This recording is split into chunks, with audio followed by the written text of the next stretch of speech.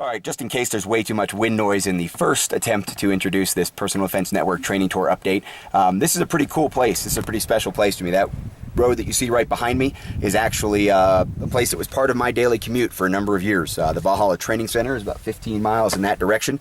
Telluride's in this direction. That's where I'm heading. And you'll see some footage. I'll cut the sound out behind this. And if I can't use the original one, just because of the wind noise out here on the plateau, you'll get to see some gorgeous mountains, some gorgeous scenery, high grasslands. This is kind of in between high desert and the no tree line, and there's aspen groves and all kinds of really cool stuff. One of the cool things about the Personal Defense Network training tour is all the places I get to go, the things I get to do, the people I get to see, including some old friends.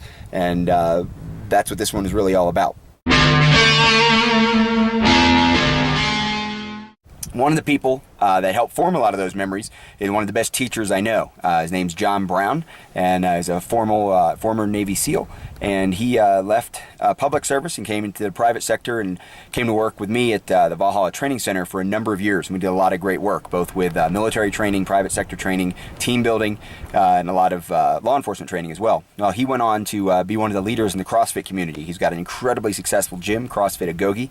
He and his wife travel the world teaching the CrossFit Kids program on behalf of CrossFit Corporate. And I had the honor and privilege of hanging out with him for a little while and meeting some of his clients, some of his team, and some of his training partners. And I was invited to a deep water training session. I think the concept is incredibly cool. I was glad to have participated in it. Definitely got into some deep water while I was doing the team workout with them. And it's something that I'll try to incorporate in the future, not only in fitness, but probably in some other problem solving and leadership development things that I'll deal with as well. So this is a Personal Defense Network training tour bonus update from the Uncompahgre Plateau, not too far from Montrose, Colorado, on the way to Telluride, Colorado, and you're going to learn about the deep water training concept and get to look at me doing some work with some really great people in Montrose, Colorado who want to make themselves better. If you're interested in personal defense, defense of yourself or your others, your family, people you care about, people in your community, maybe you're an armed professional, get into deep water every once in a while in your training and in your practice. Make sure that you're pushing yourself and reaching your potential. So we're here at CrossFit Agoge today, and Rob's joining us for a little bit of a workout. The workout is based on a concept that I have sort of adapted from a gentleman by the name of John Anderson, who is a strongman competitor, very high-level strongman competitor, and known sort of throughout the strongman world as kind of a little bit of a psycho. And so the concept's called deep water training. And the goal is essentially, with you and a solid group of training partners, push yourself to go into water so deep that you're not sure you'll be able to make the swim back to shore. And so what we're talking about isn't necessarily just a physical debt. We know the physical debt is going to happen, but also what we're talking about is the psychological aspect of pushing yourself farther than you think you're capable of going, knowing that the human body is always capable of doing more. It really, really helps to have training partners with regards to this. And so the concept is basically push yourself as hard and as far as you can go, and then further. And from there, rely on your training partners to sort of drag everybody back through and make it back through to the end. So what we're actually going to be doing is putting a yoke across our back. A yoke is a strongman implement. The yoke, all told, today is going to weigh about 285 pounds. We're going to be starting Montrose. We're in Montrose, Colorado. Montrose is right around 6,000 feet. So we're going to be starting at about 6,000 feet, making about 250-foot gain in elevation with the 285 pounds on our back, all in about 3/4 of a mile generally. Once again, I'm not sure what this is going to feel like. I'm not sure that it's going to be too heavy. I'm not sure that it's going to go too fast or be too short.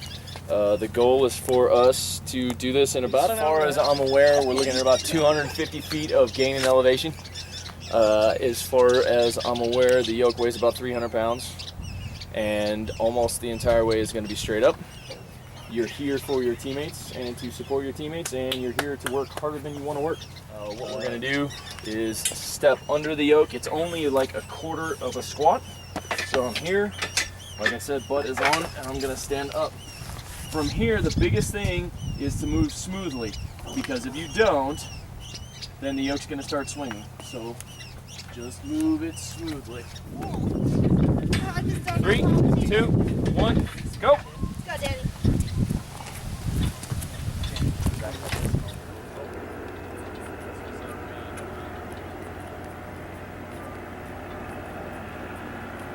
Make the turn.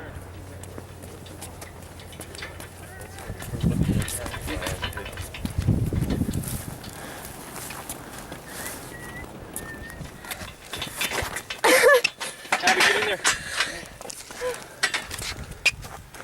Tyler, Sam, then Rob, then back to the top. Did he tell you that we talked though? Yes, I think so. Okay.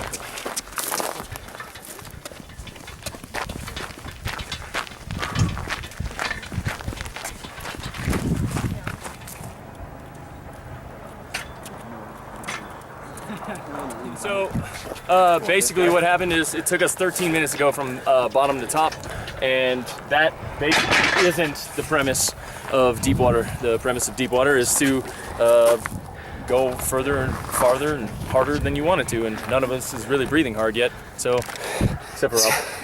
So time to go. Changing plans, make it harder. Ready to go. All right, kid.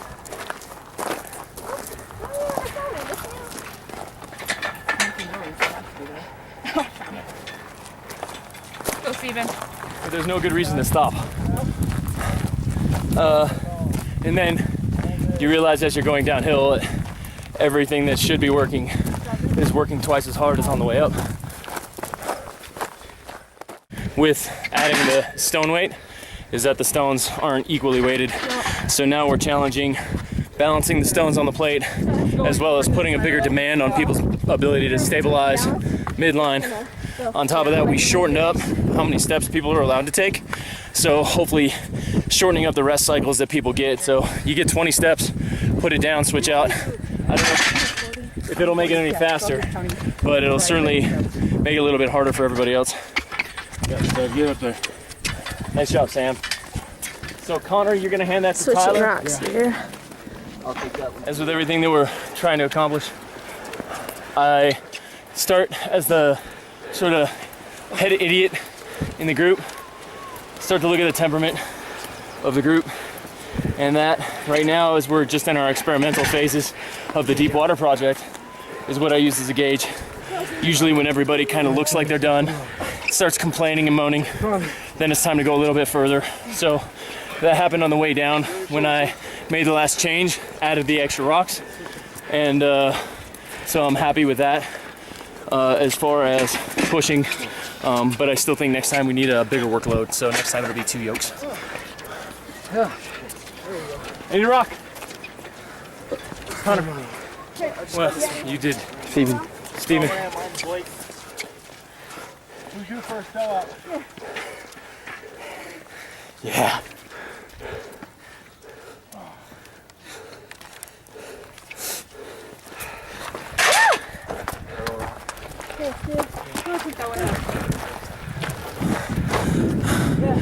Two full down up or up down, one up, an hour, 10 minutes, 20 seconds.